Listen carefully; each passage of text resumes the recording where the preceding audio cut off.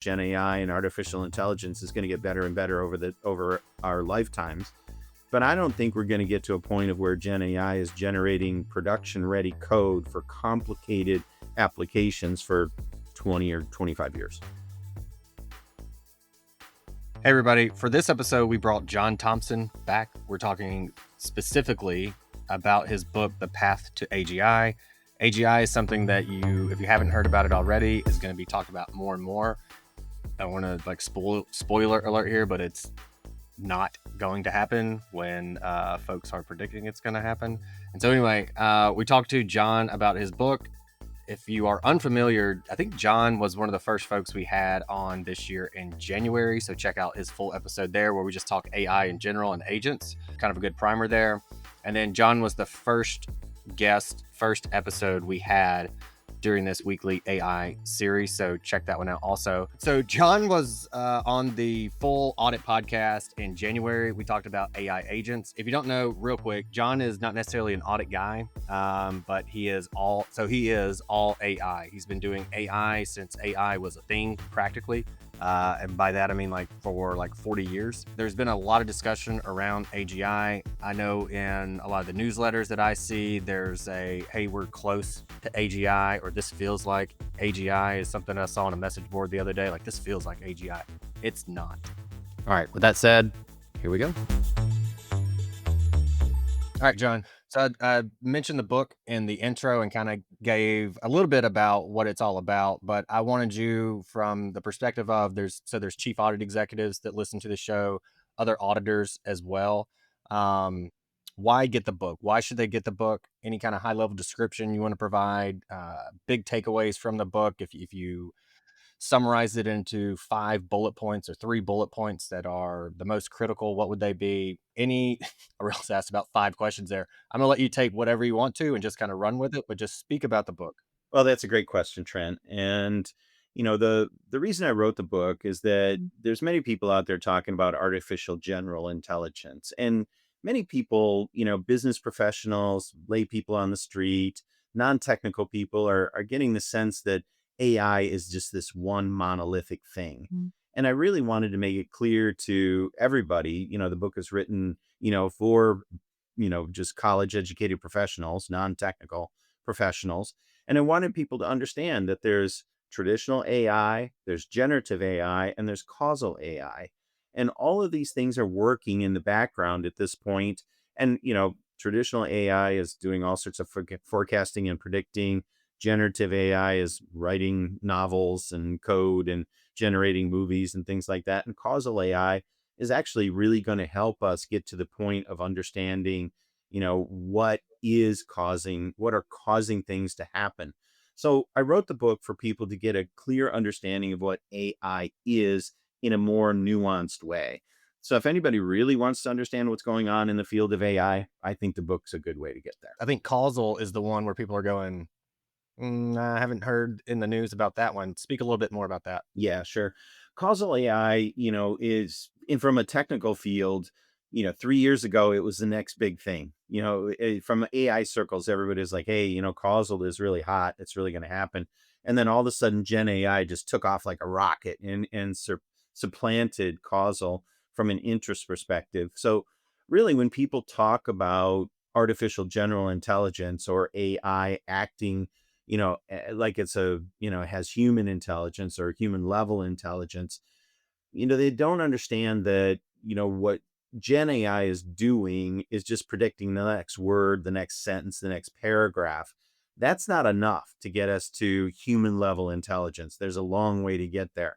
So causal AI is a new branch of calculus that allows us to understand mathematically X causes Y. And it breaks it down in a way that we can mathematically model it and we can understand it. So a friend of mine is writing a new book and he's focused on sports. So you could look at it and say, okay, the player is fatigued and their compensation is they're changing their biomechanical, movements.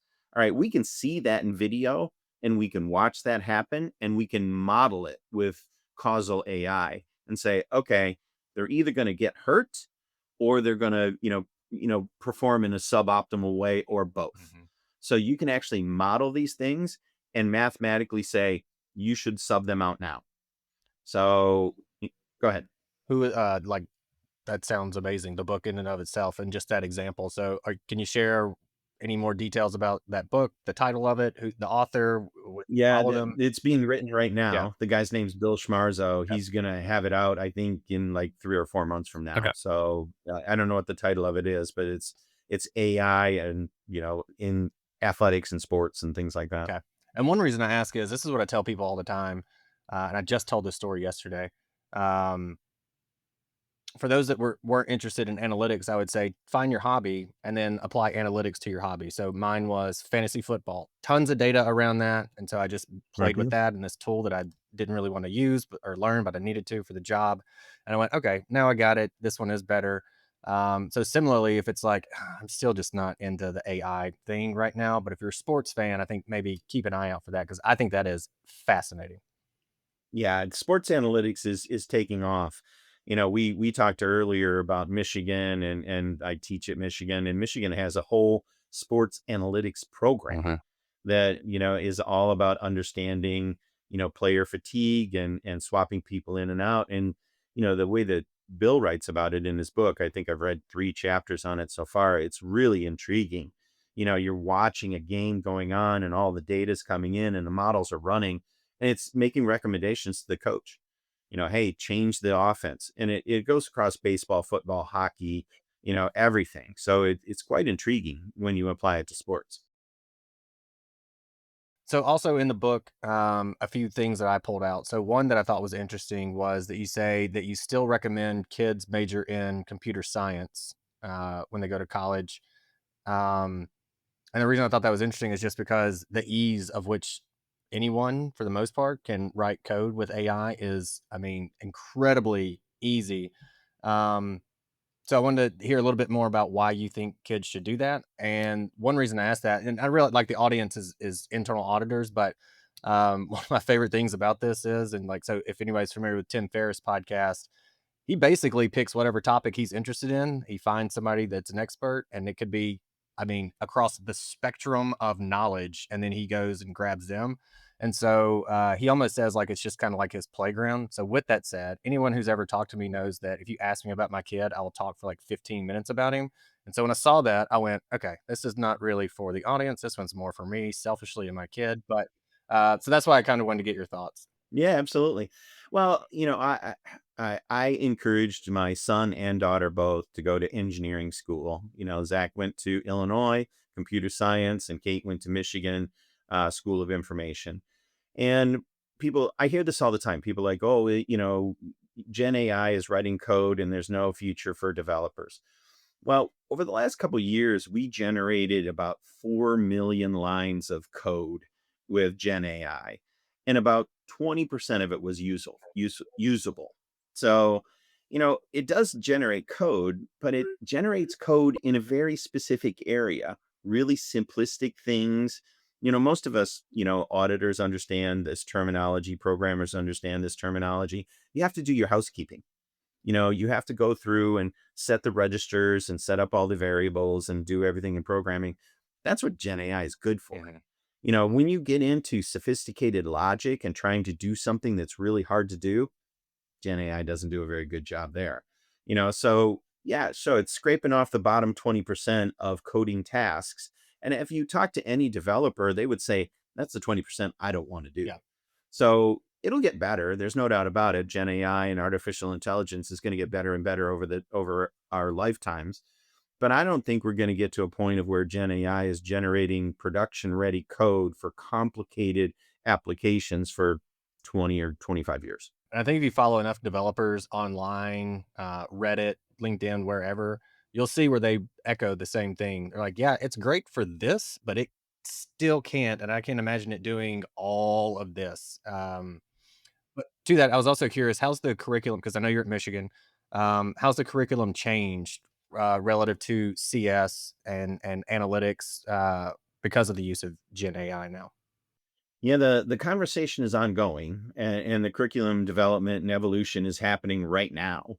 So I was in a part of a conversation 2 weeks ago about, is vibe coding a bad thing? Should we be teaching vibe coding? And my perspective on it is if you teach vibe coding the way people talk about it, that's a very bad thing. But if you talk about vibe coding as a component or a phase of development that fits into the broader scheme of how code is developed, that's a very good thing. I'm pro AI, I'm pro development, I'm pro, evolution of technologies, but we need them to evolve. They don't show up fully formed. In this respect, AI is like children. They don't come out, speaking full sentences and writing Shakespeare and things like that. It takes a few years for them to get there. And AI is the same way. So we're in the early days of generative AI and causal AI. We'll get Yeah. there. But if you're going to college right now, or if you're in college or even a generation or two back and you want to study computer science, do it. You'll have a great career. Also pulled from the book was your perspective and thoughts on emergent behaviors. And I think most of the audience is not familiar with that term. But if I Mhm. summarize what you said about it in the book was it's ridiculous. So with that, if you could define it for the audience and then kind of give your thoughts on it. Yeah. We're 3 years into Gen AI at this point, and it's really an interesting thing. We've had neural nets for 50 years or something like that, and we've done all sorts of modeling. We've built all sorts of models and everything, and the real interesting thing about Gen AI is that OpenAI, Amazon, and Google all basically jammed the internet through a neural network, and there's a lot of stuff on the internet, good and bad. So there for a while, people were finding out things in these models and saying, "Oh, it's coming up with its own thoughts. These emergent behaviors are happening." And I said, "That's crazy." It's been trained on the breadth and the depth of the internet. So there are some corners of the internet you're not going to think of, but it's in there. So if you stimulate the model in a certain way, boom, these things pop out. This is not Gen AI, coming up with great new original thoughts. This is people finding the corners of the models and stimulating it and getting the information to come back out. So, you've looked at the book, Trent. I don't really have a starry-eyed view of this. I'm a very practical, pragmatic person. We will have great functionality coming out of AI, but we're not going to have original thinking AI for a long time. All right. So earlier you talked about, like, we summarized AGI high level as having a human level intelligence. And I feel like there's people who hear that and go, like, dude, have you seen ChatGPT? It's brilliant. What do you mean we're not there right now? Um, in addition to that, and you give multiple aspects of the definition of AGI. I think it went on, at least on my Kindle, for about 2 to 4 pages.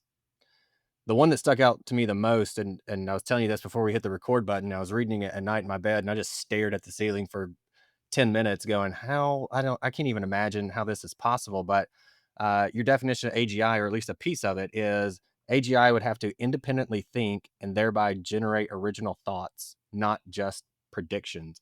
And as you said earlier, that's what Gen AI is doing right now. It's just predicting based off the internet that was, shoved through there. So I don't even know if I have a question there, but thoughts. I guess I can't imagine AGI even a possibility, even after reading the book, with the idea that it has to generate original thoughts.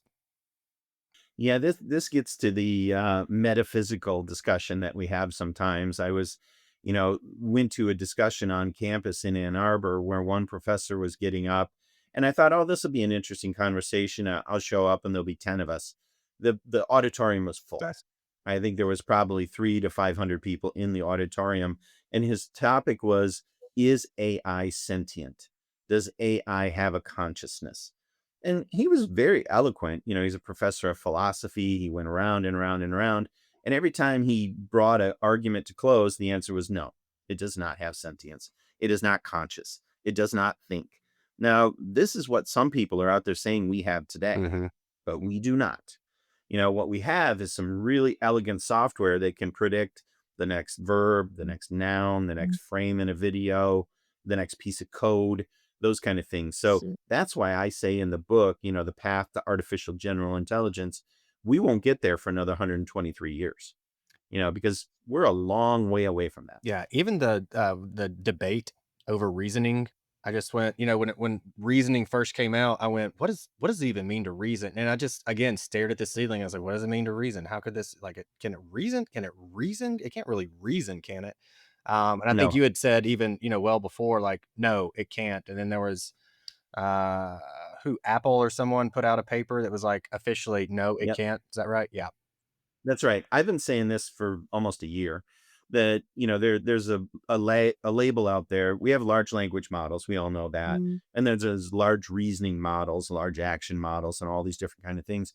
And people were starting to use the label reasoning. These models are reasoning. These models are doing this. These models are doing that. And I've always said that's not true.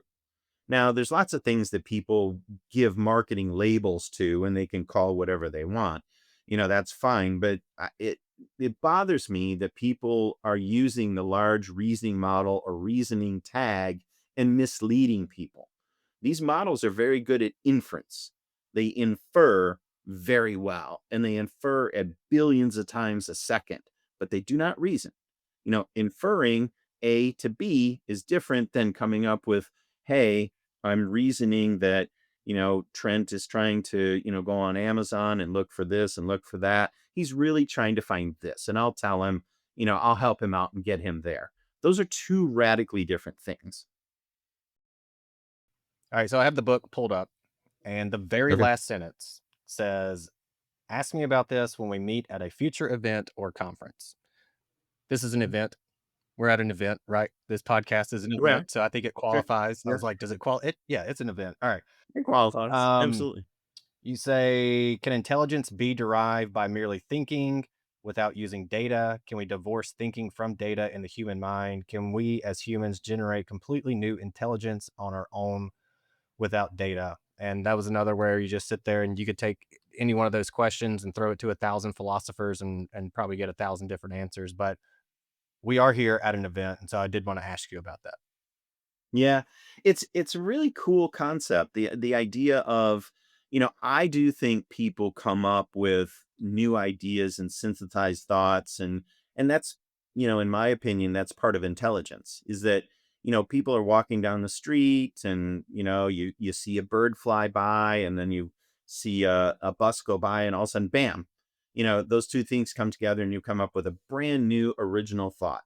Now, people would argue, well, there was data there, there was visual stimulation there. But that's different than what I'm talking about here, because models, as we think of them, predictive models, large language models, Gen AI models, causal models, they are nothing without data, so models like that cannot do what humans do.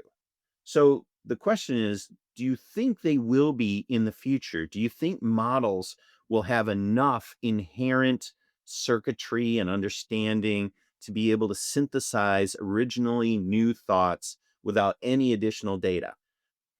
Maybe, but it's going to be at least 120 years before we get there. So I'm an optimist. I think AI will be able to do many of these things that we're talking about, but it's going to take a long time to get there. And then I often have people say to me, "Oh, well, you're a pessimist. You're trying to, discourage people from coming into the field." Actually, I'm not. I'm trying to encourage people to come to the field because I've been working on this for 40 years and I'm nowhere near done. So if you want to have a career that you don't have to worry about it ending, this is a good one, because you could work from the time you left college until you're an old man like I am now and, have a fulfilling 45 or 50-year run that you never ran out of problems to try to figure out. I think that's the definition of a joyous career. So I think there's a lot to do and it's a lot of fun. A lot of folks listening, they're like, did not realize we were going to get philosophical on here. This is the most philosophical we've ever gotten, but I didn't know that either. I mean, even on, I mentioned the Tim Ferriss podcast, and I should probably give more credit than just saying this, but it was some philosopher, and his thing was on consciousness. And does a tree have consciousness? Does a rock have consciousness? And you hear that and you think, well, no, that's insane. But then you hear his perspective and you go, oh, maybe it does. And so, um, to think about just the philosophical side of AI is, I think, to me, very fascinating. It's well above my head, but it is fun to stare at a wall sometimes and think about it. So, anyway, with that said, I appreciate you coming back on. Hopefully, folks have a more grounded sense of reality when it comes to AI and AGI and where it is right now and where it's going to be in the next 123 years, I think. Okay. That's the Got number. it. All right. So with that said, what else do you want to leave the audience with? Take the mic and lead us out. Yeah, I just wanted to say, Trent and I were talking earlier about a label he put on something I'd never heard of, the AI anxiety. There's a lot of that out there, everybody. I wrote the book to try to damp some of that down. So, if you're interested in any of the 5 books I've written, go on to Amazon, search for John K. Thompson. You'll either get my books or a guy that teaches children how to play piano. I think it's pretty clear which one I am. But if you're in the data and analytics and AI space, find me on LinkedIn and connect with me. I have one of the most densest, most high density networks that's focused on AI and analytics, and I'd love to be connected with you. So, Trent, thanks for having me on again. Hey everyone, thank you very much for listening to this episode of the Audit Podcast. Whatever platform you're listening on right now, I'm sure there's a subscribe button somewhere, so please hit the subscribe button there. If you're listening through iTunes or Spotify, feel free to go give us that 5-star rating. It only took me about 16 seconds to give myself a 5-star review, and it really helps to get future guests to come on the show, so we'd really appreciate that. Lastly, be sure to check out the show notes and follow us on all our social media channels on Instagram, on LinkedIn, and on TikTok. Also, if interested, please sign up for our weekly newsletter from the Audit Podcast. Thank you all. Have a great one.